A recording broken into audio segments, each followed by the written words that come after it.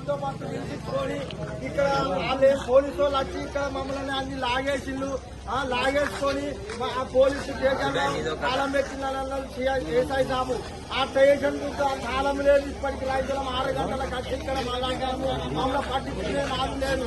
ఇక్కడి మంత్రులు ఏం పనిచేస్తాను, ఇక్కడ లీడర్లు ఏం పనిచేస్తారని మేము మాట్లాడుతున్నాము. రైతులను ఆదుకోవాలని ఈ సమయంలో మేము చెప్తున్నాం. మమ్మల్ని రైతులను ఆదుకోవాలి. మాకు యూరియా బస్తాలు కావాలి, యూరియా బస్తాలు కావాలి, మాకు యూరియా బస్తాలు కావాలని మాకు ఆశ నెరవేర్చాలని మేము రైతుల మండలం మీద కోరుకుంటున్నాం.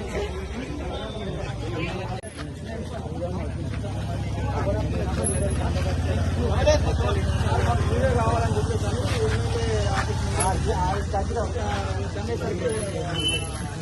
వచ్చిన కళ్ళ బట్టి మీరు ఎక్కడ రైతు ఏ రైతు అని చెప్పేసి నన్ను ముందుకు వచ్చి